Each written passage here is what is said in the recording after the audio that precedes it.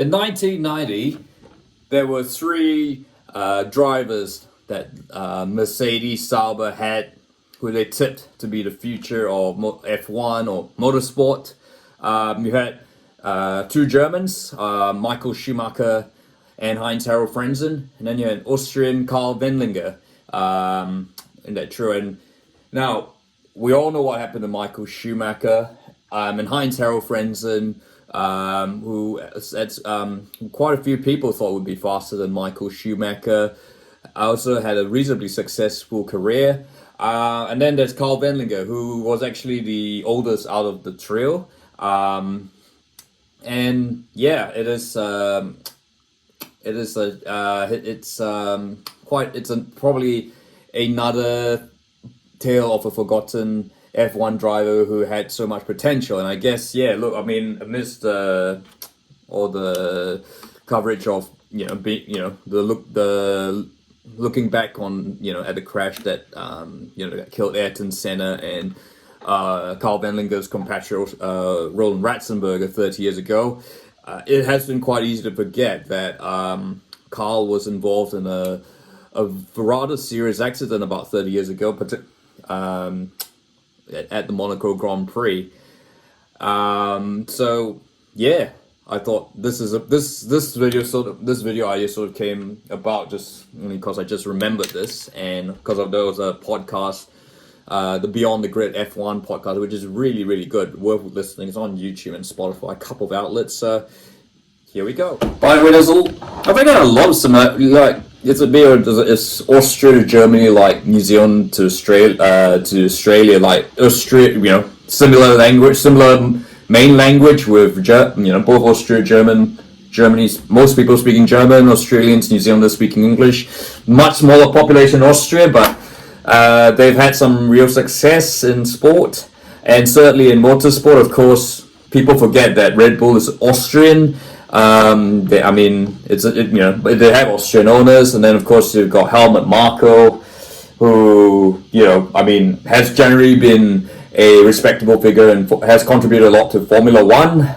Whether he's respectable anymore, I leave that to you, but certainly has, without him you wouldn't have Max Verstappen, and a whole lot of other drivers. Of course, Austria, you had Gerhard Berger and great drivers like the Grand Prix winner Gerhard Berger. You have they produced two world champions, Jochen Rindt and Niki Lauda, who won the world title 3 times. And yeah, it's amazing. And Karl Wendlinger at the time was sort of considered next in line after Gerhard Berger to be the next big Austrian racing driver.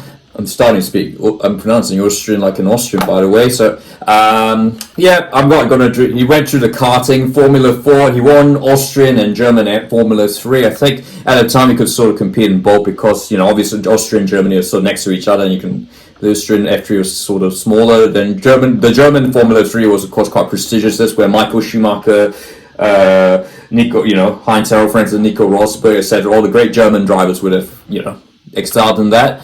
And then, of course, he got into the Mercedes-Benz sports car team, which I guess the Sauber, Mercedes, yes, it was actually run by Peter Sauber. That's where we get to 1990. You have the talk about the three great Germans: Michael Schumacher, Heinz-Harald Frentzen, and Karl Wendlinger. Of course, there are a couple of other good drivers: Jean-Louis Schlesser, who is a Dakar Rally, multiple Dakar Rally winner, Mauro Baldi, and of course, they won the 1990 sports car championship. Of course, this was sort of one of the glory eras of sports car racing. Of course, as I would have mentioned, Martin Brundle, Johnny Herbert, and I'm going to talk about Mark Blundell.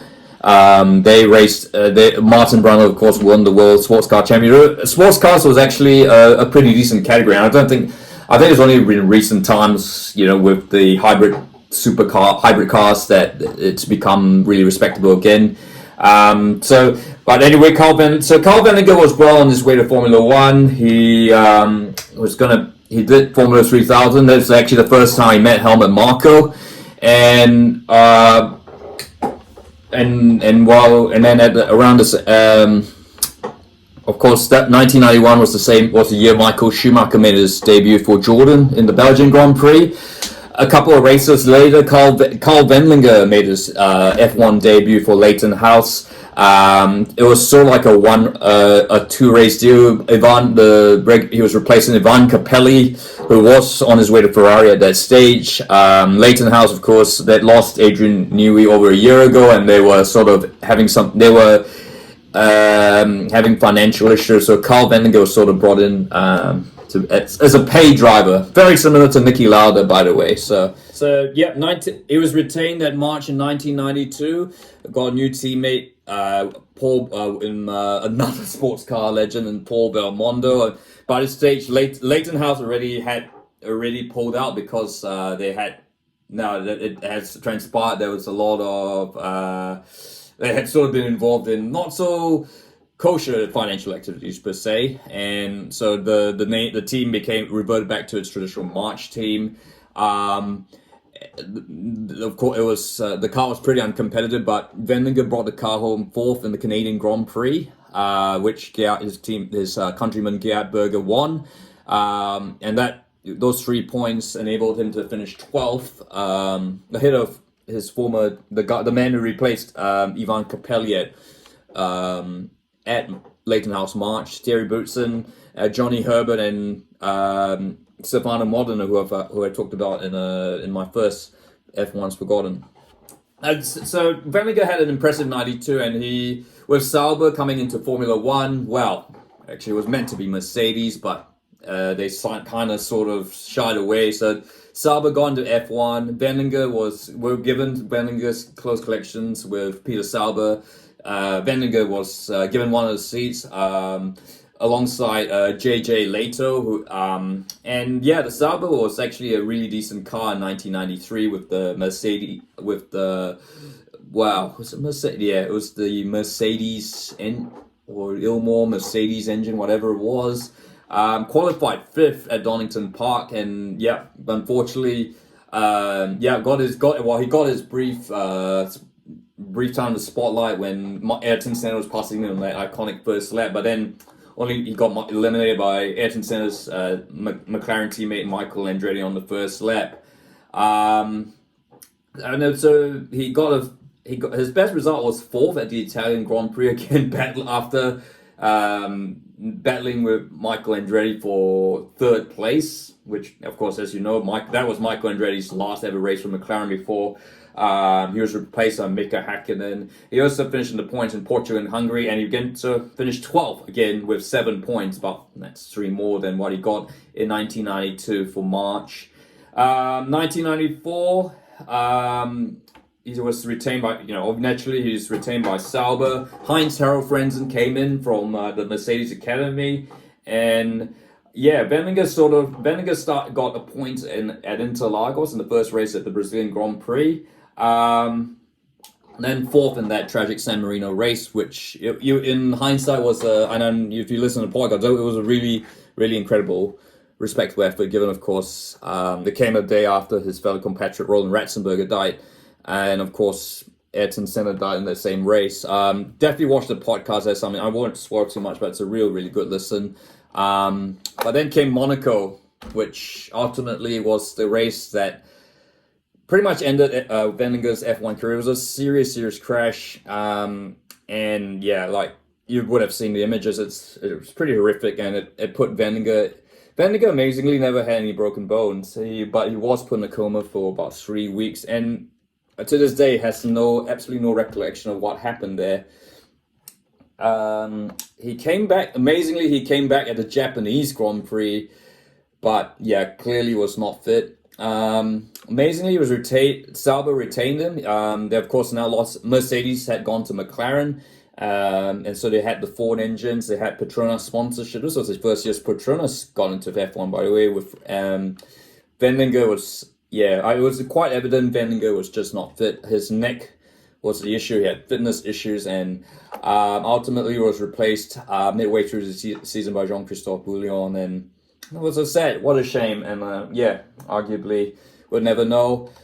But it wasn't the Wendlinger post F1. did manage to carve out a successful career in sports cars, DTM touring cars. In 1996 he finished third at Le Mans, which is truly remarkable given when you first think given the amount of the injuries that he had. That for Wendlinger to last that long. I mean, I get, they obviously swapped drivers at Le Mans, but it is still a very other achievement. And I think the reason is, of course, with Le Mans, yes, they swap drivers. It is also very slow, and it is also not about pace. It's about endurance, and you don't need the same level of intensity of your legs and nerves and brain to focus. And and for that reason, that's why the slowest driver in F1 history, Jean-Louis Delatraz, who I'd love to do a video about, but too many videos have been done of him, maybe in the future. Jean-Louis Delatraz was such a good Le Mans driver, sports car driver, along with Paul Belmondo, Emmanuel Pirot. And 2008 was the last time Wendlinger actively raced.